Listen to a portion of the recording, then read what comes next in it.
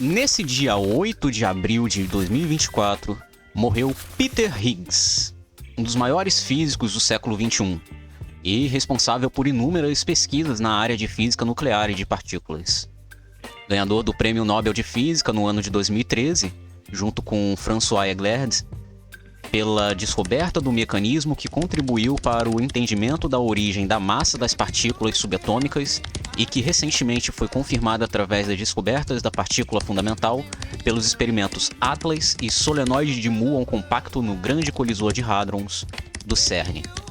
Sim, essa é a titulação oficial dada pelo Comitê do Nobel para justificar o prêmio para Higgs. Entretanto, este explicando conceitos não se trata apenas de uma homenagem a este grande físico, mas uma explicação sobre uma das descobertas mais relevantes da história da ciência, o bóson de Higgs, ou como o mundo gosta de chamar, a partícula de Deus.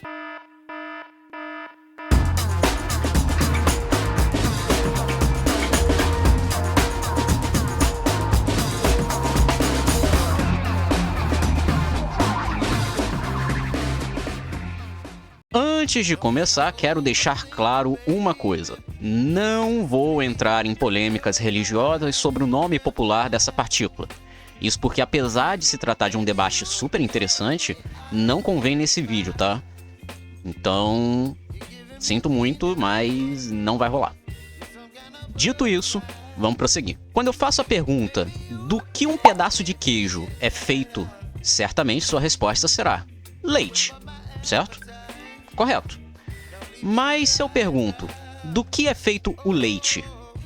Alguns saberão responder com precisão as proteínas que constituem o leite, mas a resposta mais geral seriam moléculas.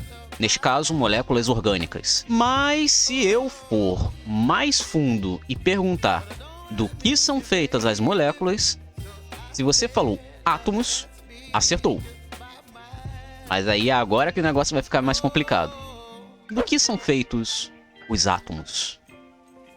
Bem, na escola aprendemos que eles são formados por prótons, elétrons e nêutrons. E não está errado. De fato, a resposta está precisa. Mas não vemos sendo feita a pergunta seguinte: do que são formados os prótons, elétrons e nêutrons? Isso tem um motivo. Trata-se de uma pergunta extremamente complexa.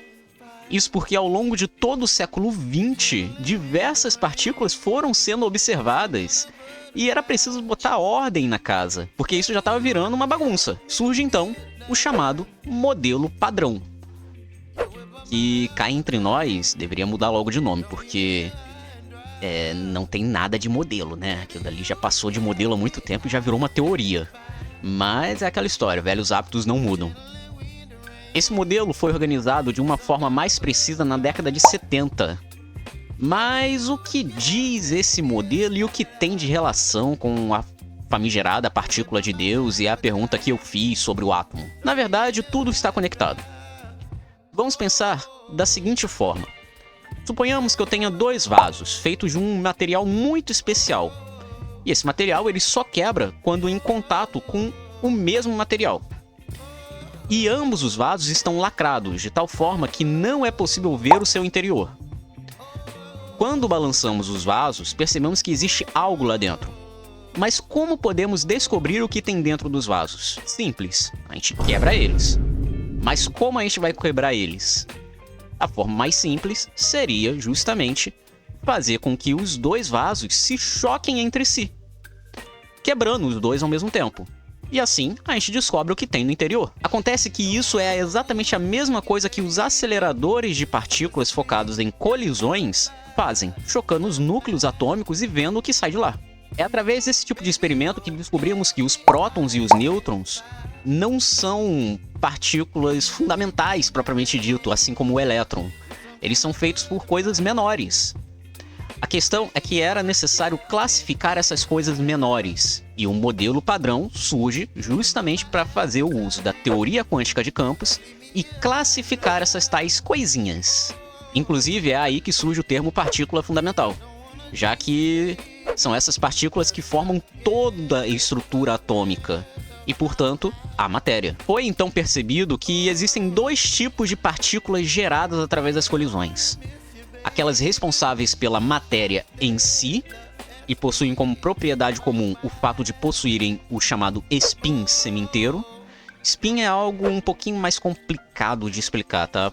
Já que ele não tem análogo clássico e tudo mais. Eu precisaria de quântica para poder fazer essa explicação, mas eu vou deixar isso para outro vídeo, porque senão o vídeo vai ficar mais longo do que eu já prevejo que vai ficar. Esses são os chamados férmions.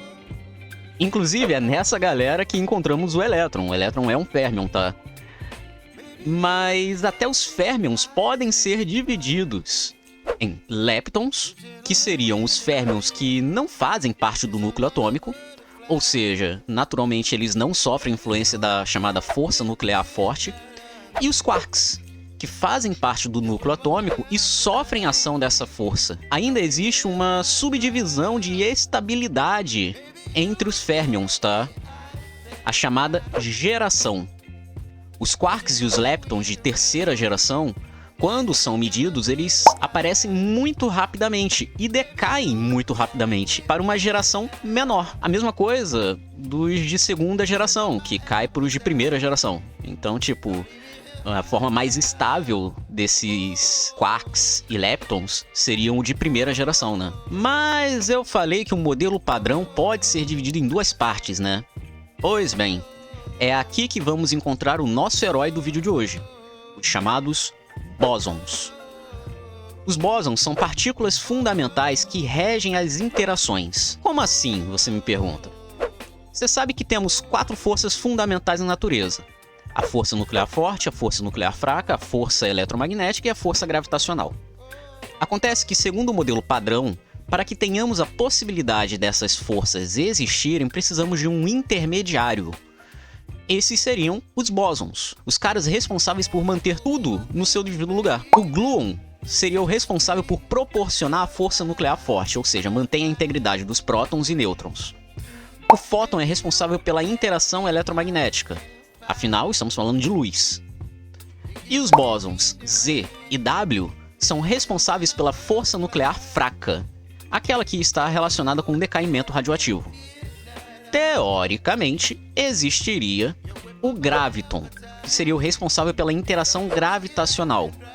Mas ele nunca foi observado e, se um dia for feito tal observação, ele vai fornecer a possibilidade de que, realmente, o modelo padrão seria a teoria de tudo.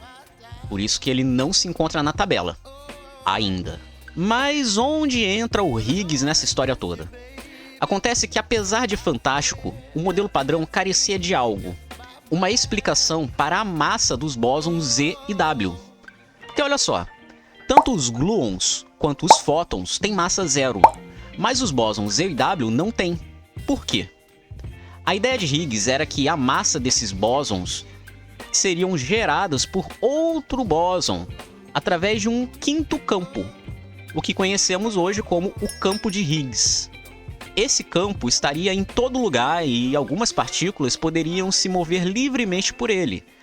Isso faria com que os choques de tais partículas, com os chamados bósons de Higgs, traria a massa para elas, como se elas estivessem atravessando uma coisa e esses bósons meio que dessem umas pancadas e a marca da pancada seria justamente essa massa, né? Acontece que a ideia de justificar a massa dos bósons W e Z acabariam por ajudar a determinar a origem da massa em si. Ou seja, de onde vem a massa de uma partícula. A resposta do campo de Higgs e, por consequência, do bóson de Higgs. Mas falar é fácil. Como se prova uma coisa dessas? Simples, construir um acelerador de partículas colossal. Surge aí justamente o CERN e o Grande Colisor de Hadrons, vulgo LHC, que conseguiu em 14 de março de 2013 medir a sua existência, algo que rendeu a Peter Higgs o Nobel de Física. Inclusive, esse bóson é tão importante que ele garante a confiabilidade da teoria do Big Bang, já que, segundo a própria teoria, a massa já existia no momento em que o evento da explosão aconteceu. Quando a explosão aconteceu, todas as partículas geradas não apresentavam massa igualmente, mas, à medida que o universo esfriava, algumas partículas começaram a interagir com o campo de Higgs e ganharam massa, enquanto outras, como os fótons e gluons, permanecem sem massa até hoje. Legal, né? E é isso. este foi o vídeo de hoje. Ele foi bem longo e trabalhoso. E, portanto, eu vou pedir aqui para você deixar o like. Não se esqueça de deixar o like, se inscreve se não for inscrito, ativa o sininho para não perder nada. E lembrando que temos um Discord que avisa tudo que rola por aqui. O link vai estar na descrição. Fico aqui, junto com essa pequena homenagem a Peter Higgs. Tamo junto e até!